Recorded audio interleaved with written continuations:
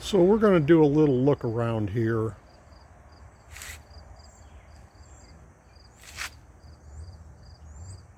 This truck has been sitting in here for 3 years. It's a 1996. We have a 1992 that looks almost identical. It's black instead of white, but this Powerstroke thing they came up with, it's unbelievable. Day and night, the simplicity of the black truck, the 92, over the complication of this thing, this 96. Now, we went to Texas and came home with this. But as near as I can tell, down here beside underneath the fuel filter is a lift pump thing, and I wish I could show you the difference. It's the bottom end of this is pretty near similar to the 92, but then they did all this crap to make this more complicated, and I'm literally going to have to get up here and kneel on this truck on the radiator to get down in there and change this lift pump, which I think it is. I'm not sure yet. And then just, I want to, this is like Grandpa's garage on steroids that I've been working on for years and years, improving, and I'm finally starting to get some of this stuff. Back there in the corner, I'm going to put in a new electrical. If you want to see what homemade electrical it looks like. Anyhow, the story is going to be about this truck and seeing if after 3 years I can get this running, and I'm selling it as fast as I can sell it, because of all the things that they added to this truck to get extra mileage and power out of an engine that in 92 got 10 miles a gallon. This gets, with a 5-speed, this gets 16 miles to a gallon. With all these controls and features and turbo and stuff of the, so an automatic 16 miles a gallon. But this thing is going as fast as I can get rid of it if I can get it running.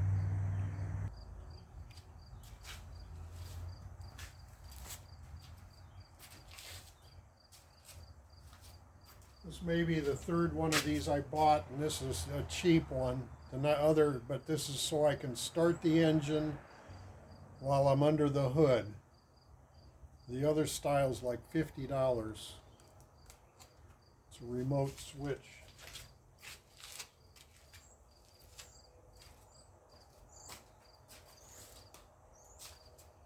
This is a lift pump, and I think I'm hoping. I got 2 new batteries, so I already spent $300 on this truck.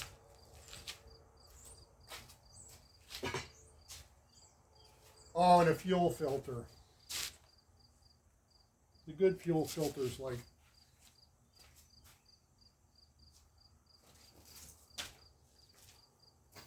$60, so I got the cheap one, $25. And I used the hell out of one of these, an ohm meter.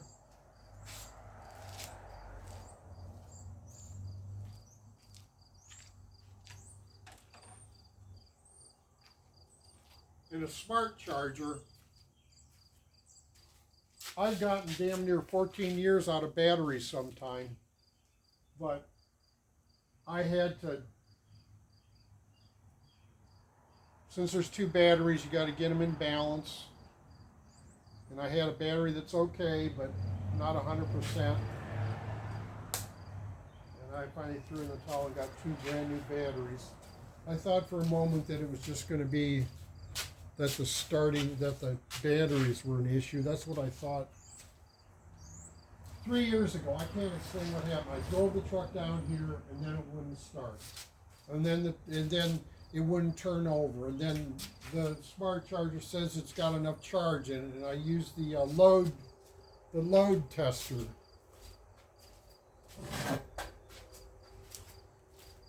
One of these things, but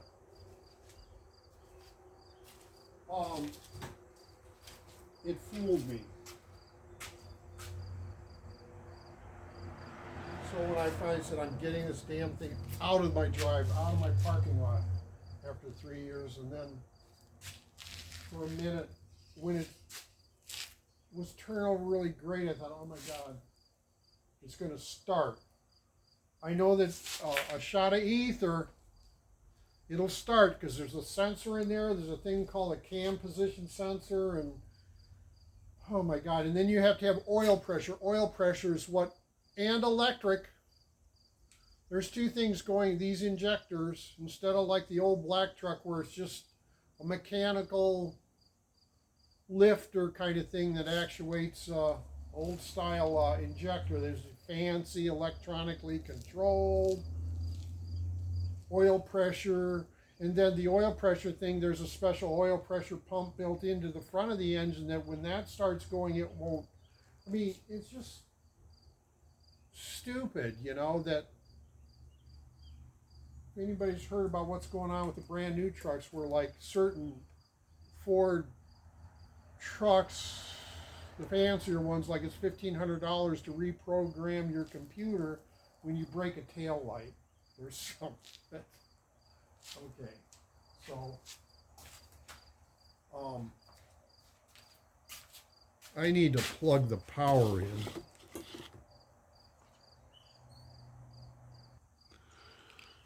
This reminds me, like, I'd like to leave the camera, the phone running, and I get no indication when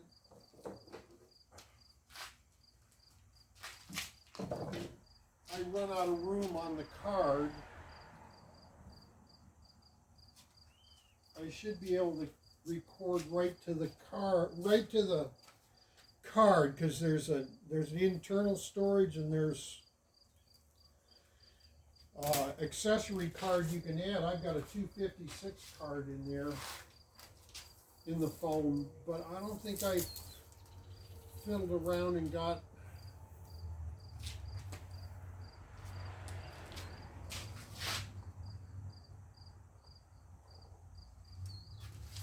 the so it's recording on the card instead of the internal memory.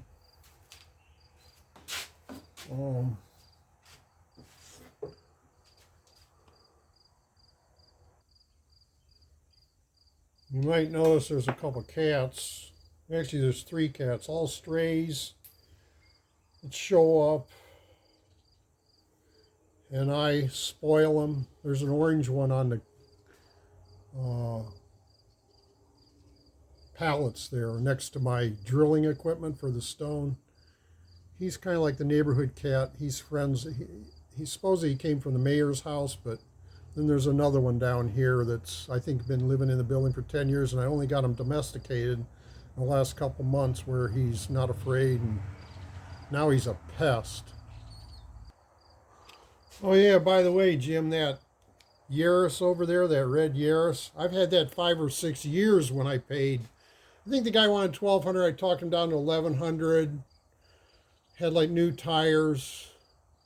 So the original owner, and he took it to dealership to get the oil change. It had 280,000 miles on it then, and now it has 370,000 miles. So $1,100 for 5-6 years is a pretty good deal.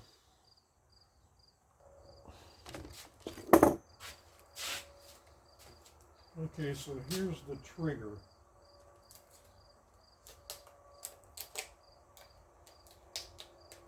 This is a cheaper one. I had a nice one that ended up in a skid steer because I had a safety problem.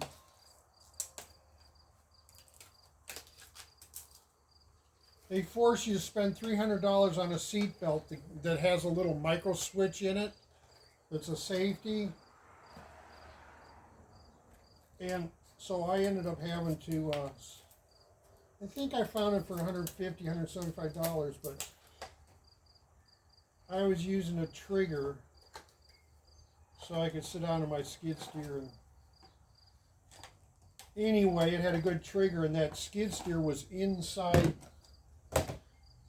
garage storage alongside the house when it caught fire, and I barely got the skid steer out of that enclosure. It was on fire when I came out, and it burned up my good trigger switch. So I think this is the third trigger switch I've had to buy.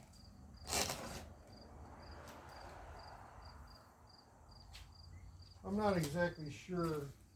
Jim, as far as these Ford solenoids, which two things do I want to hook this trigger to?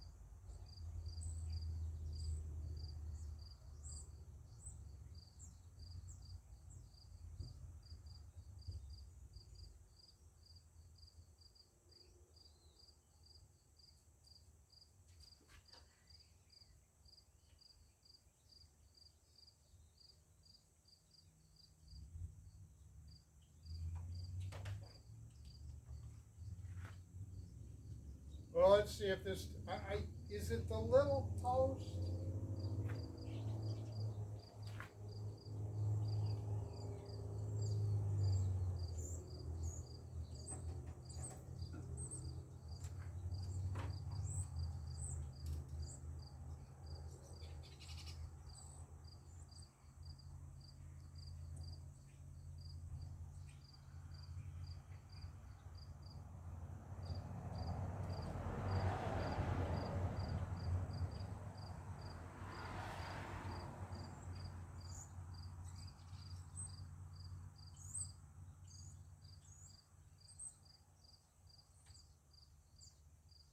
I think it's that tiny little one.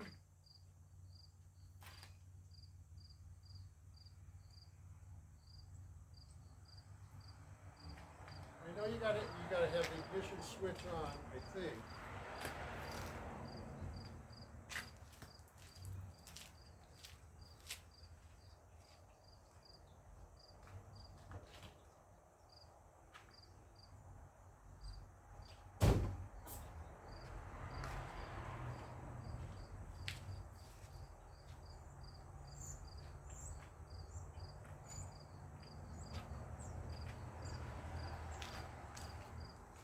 So I watched probably a dozen YouTube videos of people working on this, and one I noticed was where the guy got the trigger switch and he takes the filter out of the filter bowl, and if when you're starting it doesn't fill the bowl up, that's a sure sign that your lift pump is bad.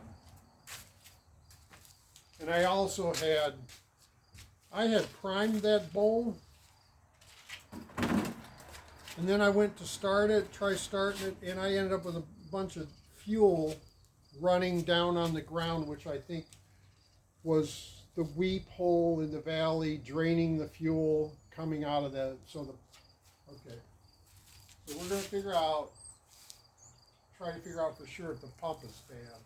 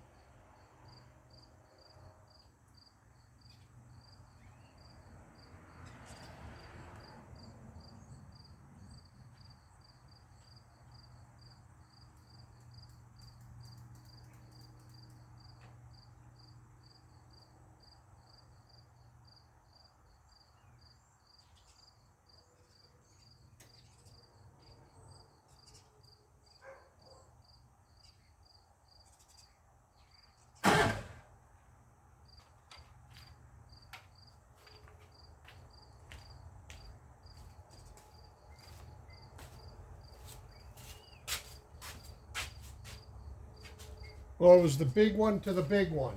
I don't know what the little one is for.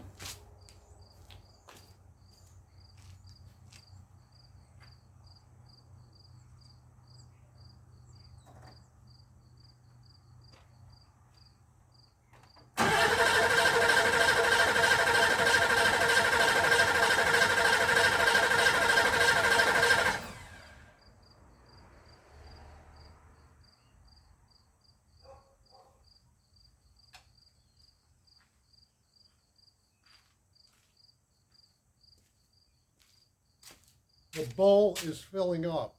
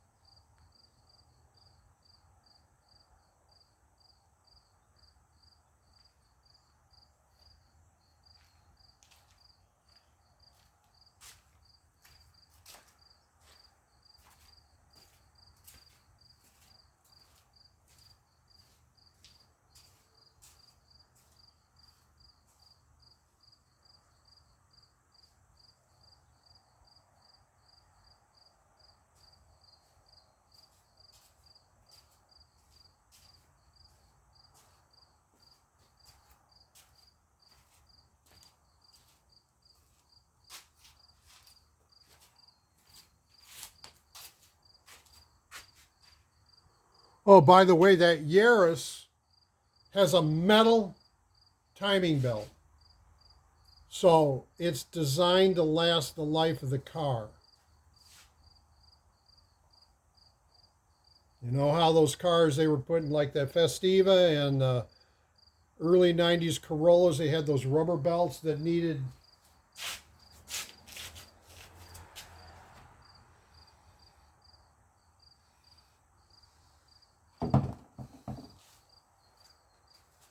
Okay, what are we doing here?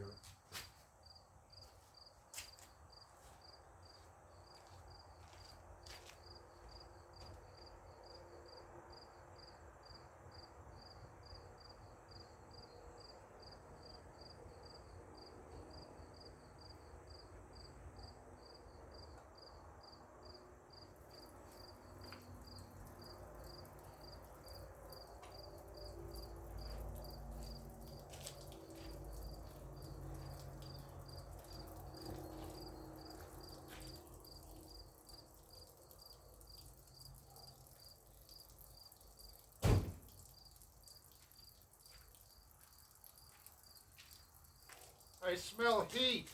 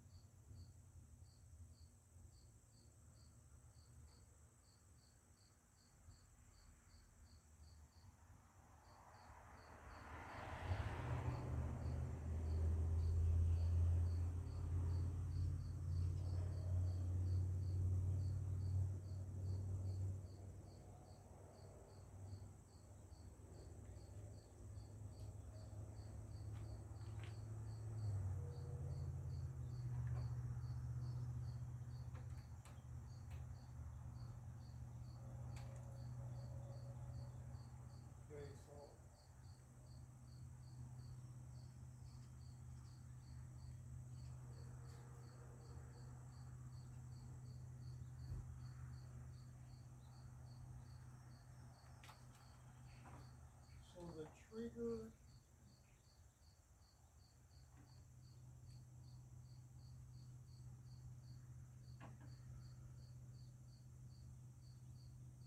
The bowl empty when I turned it off.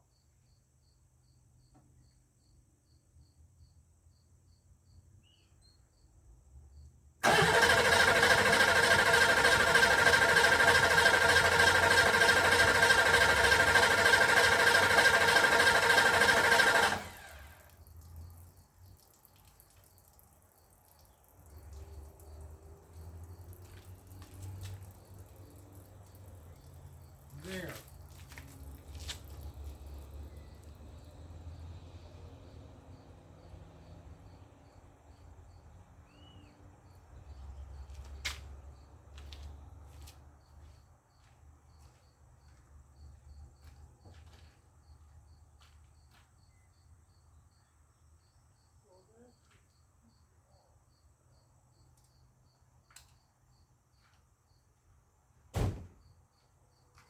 So why would it be leaking when the key's off now?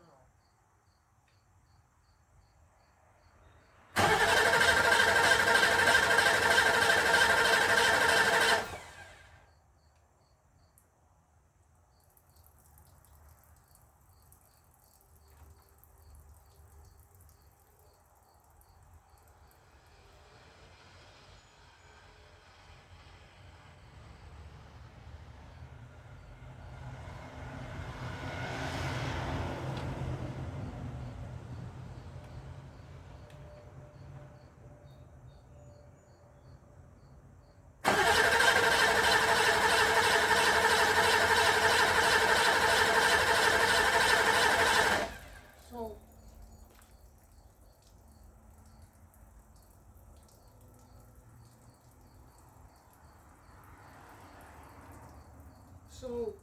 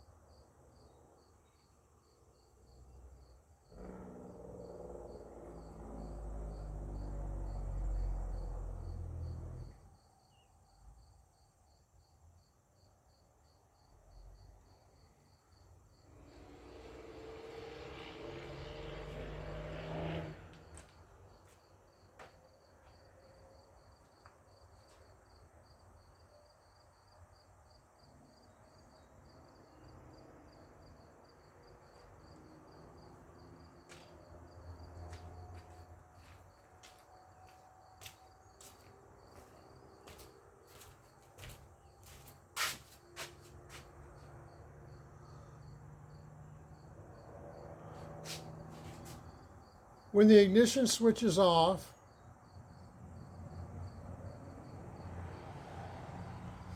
when the filter's not in it, when the ignition switch is either on or off, it pours diesel fuel out of somewhere.